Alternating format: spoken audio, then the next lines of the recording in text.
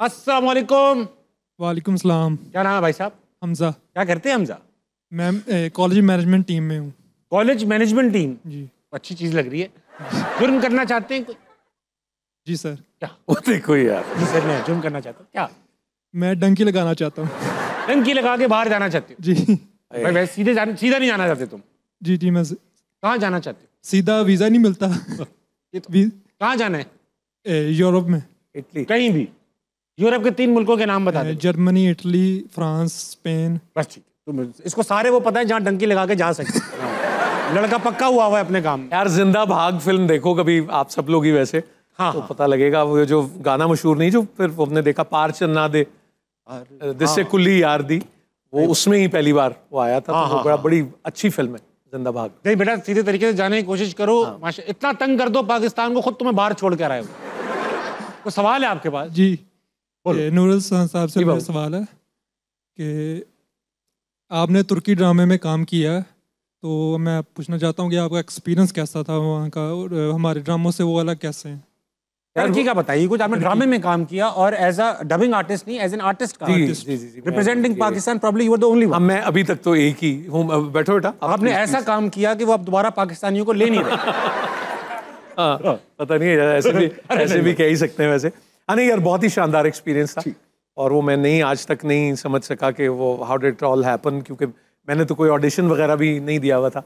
और वो फिर एक बहुत बड़ा हिस्टोरिकल, एक बहुत ही अजीम किरदार, तो वो तो वैसे ही कहने से भी नहीं हिम्मत होती। लेकिन बहुत शानदार एक्सपीरियंस था। और लेकिन ताबिश ये बहुत हैरत हुई और खुशी भी हुई कि अगर आपको याद हो, पाकिस्तान टेलीविजन के प्लेज एक वक्त में साथ बनते थे, यानी हर एपिसोड हफ्तावार बनता था। ठीक है। हाँ, तो टर्किश आप जितने प्लेस जो देखते हो हिस्टोरिक जो हैं, जैसे सलाउद्दीन अय्यूबी किया मैंने, तो वो हर हफ्ते ताज़ा एपिसोड बनता है, क्योंकि सेट्स लगे हुए हैं, एक्टर्स उनके पास हैं, तो रिसर्चर्स कोई 11 हैं, उसके मुताबिक वो स्टोरी देखते हैं। फिर वो जब वो एपिसोड जाती है उसका वो फीडबैक भी लेते हैं, उसके अकॉर्डिंगली वो कहानी सुनाते हैं। This is amazing. बहुत अच्छी बात है। तो ऑडियंस को लेके चलते हैं। और स्केल बहुत बहुत बड़ा था, बहुत ही शानदार और बहुत ही अच्छा।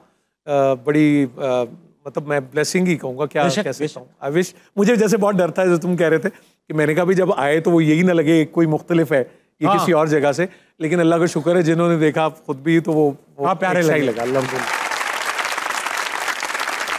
नाइट ट्रांसमिशन भी की है आपने? पीटीवी नाइट ट्रांसमिशन, पीटीवी की नाइट ट्रांस। कोई एम्बैरेसिंग वाकया हुआ ना वहाँ पर? हुआ ये था बिश कि शौकत अली साहब आए, और उन दिनों में ना वो अटैक हो रहा था इधर दमिश्क पे और सारा। जी सीरिया। It was 2004। हाँ, तो वो बहुत ना मुझे मिले शौकत अली साहब, तो कह रहे नहीं आज हसन नू कोई दिल नहीं, ते बस को हसन दी गल नहीं करनी। तो मैंने कहा शौकत अली साहब कोई मसला नहीं। अब हम बैठ गए। अब उन्होंने ना एक गीत गाया हुआ है, कांवा वे उड़ कांवा माँ वाला, उनका अपना कलाम है। अब उसकी हमने क्लिप चलाया तो उसमें भी लोग रो रहे हैं, और शौकत अली साहब जब बात करने लगे तो शौकत अली साहब ने रोना शुरू कर दिया। अब वो बात कर रहे हैं, अब हम लाइव जा रहे हैं, और वो उनके सुनते हुए ना तो मुझे भी, मैं भी वो आंसू आए। तो अब अयूब खावर पैनल पे बैठे हैं और मुझे कह रहे हैं क्या कर रहे हो, क्या कर रहे हो, पोंछो आंसू, पोंछो आंसू। अब वो कर ही रहे थे कि वो मुझे आंसू पोंछने का कहते रहे और मेरे वो इंसर्ट्स बनाते रहे, क्योंकि लाइव था रोने के। अब मुझे और साथ मुझे कह रहे हैं कि खुदा का खौफ करो भी, टेलीफोन आएंगे, लोग कहेंगे क्या तमाशा है ये वो। अब the most shocking thing was कि अब जब फोन कॉल हमने शुरू की, एवरी कॉलर वाज क्राइंग। अरे किसी ने कहा मेरी अम्मा चली गई, मुझे याद आ रही है, किसी ने कहा उनकी तबीयत अच्छी नहीं। वो एक अजीब सा समा बन गया। और जब वो शो ख़त्म हुआ 3-3.5 घंटे बाद, मैं और शौकत अली साहब हम मिले, हम फूट फूट के रोए। बात यहाँ भी ख़त्म नहीं हुई। मैं आलिया शाह हमारी होस्ट थी, तो मैंने कहा यार चलो साथ चलते, कोई बात करो।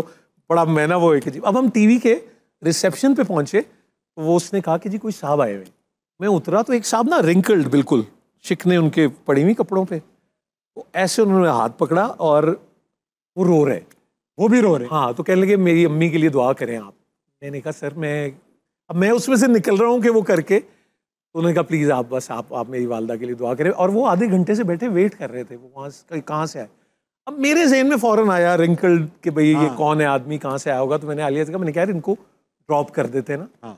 तो जब हम बाहर निकले ताबिश, तो वो उस साल की नई मॉडल की गाड़ी में वो वापस चले गए, और वो कहीं पता नहीं कहाँ से आए थे।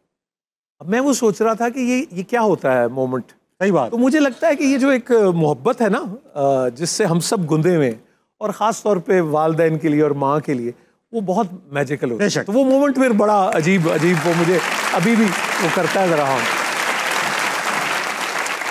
नाइट ट्रांसमिशन से आप सीधा रमजान ट्रांसमिशन में पहुंचे। रमजान ट्रांसमिशन में गालिबन आपको किसी की कॉल भी आई हाजिरी के लिए? अच्छा, उसकी मैं आपको, आप लड़े यार ऑडिशन आ गया आ गया। हुआ ये कि हम वहाँ गए तो उन्होंने कहा कि जी हम ऑडिशंस कर रहे हैं। तो मुझे तो बड़ा शौक था, मैंने कहा ऑडिशन कर लें। तो वो पीटीवी स्पोर्ट्स का, पीटीवी कह रहा हूँ, जियो स्पोर्ट्स का जो स्टूडियो है ना, वहाँ उन्होंने कहा हम करेंगे। तो मैंने उनसे कहा कि उन्होंने कहा देखिए बात ये है कि डॉक्टर साहब चले गए और हमने अब तक कोई 55 ऑडिशन किए हैं, तो हमें 45 डॉक्टर आमिर लियाकत ही मिल गए उसी टोन में वो सारा ये। तो मुझे कहने लगे कि अच्छा आप चलें, आप किस टॉपिक पे बात करेंगे, कैमरा ऑन होता है तो आप, तो मैंने कहा ऑडिशन पे ही बात करेंगे।